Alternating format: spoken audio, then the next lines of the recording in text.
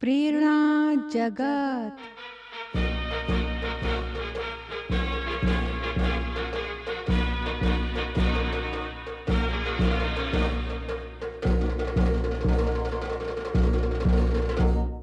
राष्ट्रीय शैक्षिक अनुसंधान और प्रशिक्षण परिषद के केंद्रीय शैक्षिक प्रौद्योगिकी संस्थान द्वारा प्रस्तुत है किशोर बच्चों हेतु नैतिक शिक्षा पर आधारित कार्यक्रमों की श्रृंखला प्रेरणा जगत। इस श्रृंखला में अब सुनिए कार्यक्रम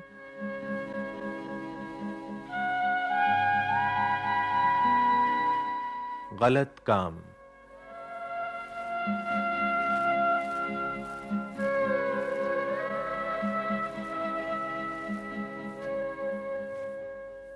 रवि 8वीं कक्षा का छात्र था। बड़ा होशियार और तेज, पढ़ाई में भी और बाकी सब चीजों में भी। खेलों में तो उसका कोई मुकाबला कर ही नहीं सकता था। खासकर साइकिल दौड़ में तो वो हर साल जिले में प्रथम आता था। इस बार भी जब वो प्रथम आया तो भरी सभा में उसकी प्रशंसा हुई। भाइयों और बहनों, ये बड़ी खुशी की बात है कि दीनदयाल जी का सुपुत्र रवि हमेशा की तरह साइकिल दौड़ में अव्वल आया है। हम सब की तरफ से रवि को बधाई हो। आप रवि मंच पर आकर अपना पुरस्कार ग्रहण करो। रवि ने पुरस्कार ग्रहण किया। उसे बहुत अच्छा लगा। पुरस्कार ग्रहण करने पर घर में उसकी छोटी बहन बिंदु उससे बोली, भैया भैया मुझे भी साइकिल चलाना सिखा दो। अरे क्यों? तू क्या करेगी साइकिल चलाकर? तुम्हारे से मुकाबला करूंगी और पहले नंबर पर आकर इनाम जीतूंगी। अच्छा ये बात है। तो मैं नहीं सिखाता तुझे साइकिल चलाना। अच्छा, मैं किसी और से सीख लूंगी साइकिल चलाना। हाँ नहीं तो, मगर अगली बार इनाम मुझे ही मिलेगा। देखता हूँ तुझे साइकिल चलाना कौन सिखाता है। मैं उसे मना कर दूंगा कि वो तुझे साइकिल ना सिखाए। भैया। रवि, मैं और तुम्हारे पिताजी काफी देर से तुम्हारी बातें सुन रहे हैं। तुम बिंदु को साइकिल क्यों नहीं सिखाते? उसे गुस्सा क्यों कर रहे हो? वो माँ, आप मैंने तो देखा ही नहीं कि आप यहाँ खड़ी हैं पिताजी के साथ। मुझे पता होता कि आप यहाँ खड़ी हैं तो मैं बिंदु को ये सब नहीं कहता। देखो रवि बेटा, जो बात ठीक नहीं है वो नहीं है, चाहे तुम हमारे पीछे कहो या हमारे सामने। कुछ समझ में आया? जी। रवि समझा तो जरूर, मगर शायद वो अपने पिताजी से सहमत ना हुआ। खैर, रवि की बहन बिंदु ने तो यूं ही कह दिया था कि वह साइकिल चलाना सीखना चाहती है, जबकि साइकिल चलाना सीखने में उसकी कोई रुचि नहीं थी। सो रवि बिंदु की तरफ से बेखबर हो गया और उसे पक्का विश्वास हो गया कि अगली बार भी साइकिल दौड़ में प्रथम आने पर उसे ही पुरस्कार मिलेगा। लेकिन कुछ ही दिनों में बिंदु ने रवि को एक खबर दी तो वो चौंक पड़ा।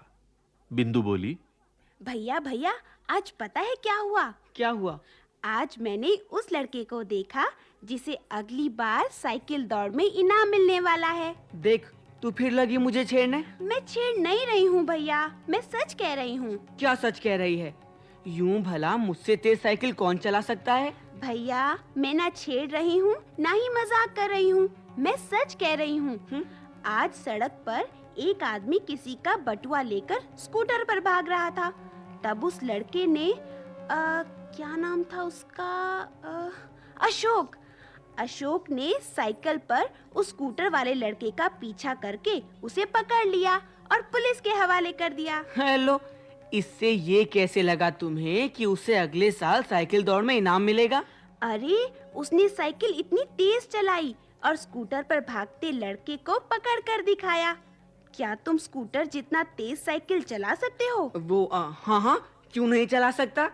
वैसे ये अशोक कौन है? हमने तो कभी उसका नाम पहले नहीं सुना। हाँ, याद आया, उसी ने मुझे बताया था कि वो लोग कल ही इस मोहल्ले में रहने आए हैं। पहले वो दूसरे शहर में रहते थे। तुम चाहो तो मैं तुम्हें कल ही उससे मिलवा दूंगी। अच्छा, तू कहती है तो मिलवा देना।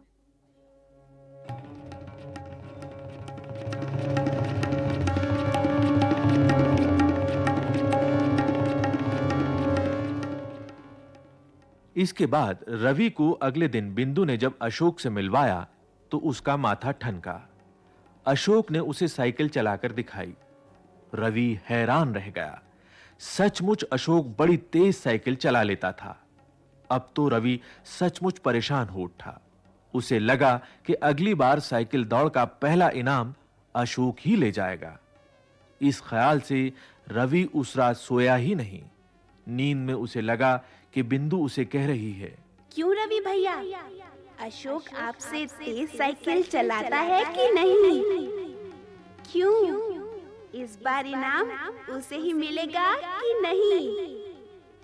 इस बार इनाम उसे ही मिलेगा, अशोक को ही मिलेगा, अशोक को ही मिलेगा।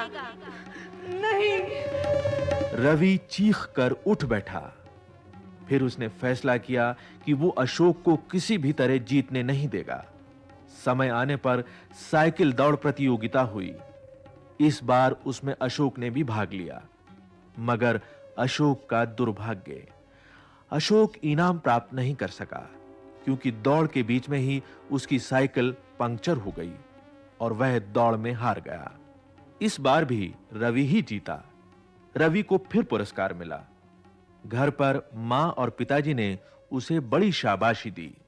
वाह बेटा, शाबाश, तुमने फिर पुरस्कार जीतकर हमारा नाम रोशन कर दिया। रवि बेटा, मैं तुमसे बहुत खुश हूं। बोलो, क्या चाहते हो? पिताजी, मुझे नई साइकिल ले दीजिए। हाँ हाँ, जरूर ले देंगे। कल ही बाजार चलेंगे, ठीक है? ठीक है पिताजी। इसके बाद मां और पिताजी बाहर चले गए। रवि ने देखा कि बिंदु कुछ सोच रही है। रवि ने पूछा, बिंदु, क्या बात है? तुम मुझसे बात नहीं कर रही हो? क्या मेरा इनाम जीतना अच्छा नहीं लगा तुम्हें? क्यों नहीं अच्छा लगा भैया, मगर मैं अशोक के बारे में सोच रही हूँ। अगर उसकी साइकिल में पंक्चर ना होता तो इनाम उसे ही मिलता। उसे इनाम कभी नहीं मिलता। क्यों? क्योंकि मैं उसे इनाम लेने ही नहीं देता। अरे, तुम उसे कैसे रोक सकते हो? जैसे अब रोका इनाम लेने से। क्या मतलब? मतलब ये कि अशोक की साइकिल में कील मैंने ही चुभोया था, तभी तो दौड़ते ही उसकी साइकिल में पंक्चर हो गया। क्या? ये तुमने किया था? छी छी भैया, ये तो गलत बात है। कौन कहता है गलत बात है? मेरा मतलब है, कौन कहेगा कि गलत बात है? मैं किसी को बताऊंगा ही नहीं। और अगर तुम्हें किसी ने साइकिल में कील चुभोते देखा हो तो? नहीं देखा। मैंने अच्छी तरह से चारों तरफ देखकर ही साइकिल में कील चुभोया था। चारों तरफ कोई नहीं था। ये गलत काम करते मुझे किसी ने नहीं देखा, तब मुझे कोई गलत कैसे कह सकता है? कौन कहता है कि तुम्हें किसी ने नहीं देखा? तुमने खुद तो देखा है अपने आप को।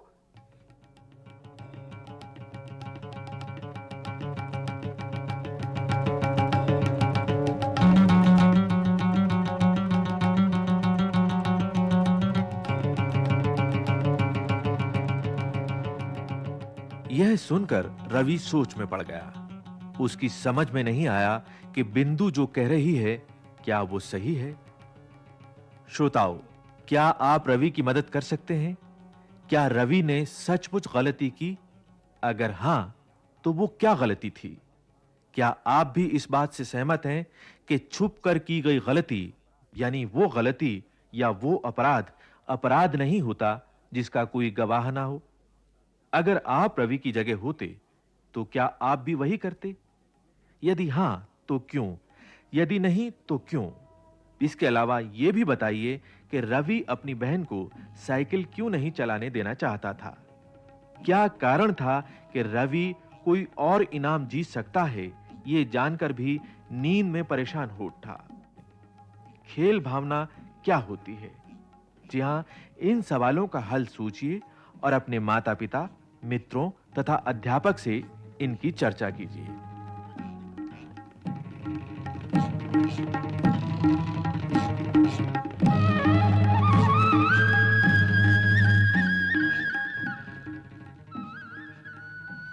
गलत काम।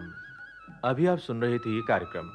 कलाकार शांति एस कालरा, बाबला कोचड़, सुनीति कोहली, यमन कौशिक एवं मालती कौशिक। ध्वनि संपादन वंदना अरिमर्दन। ध्वनियांकन सतीश लाड़े एवं उपेंद्रनाथ। ध्वनि सहयोग दाऊदयाल चतुर्वेदी, परियोजना परिकल्पना, विषय संयोजन, आलेख, निर्माण एवं प्रस्तुति प्रभुदयाल खट्टर।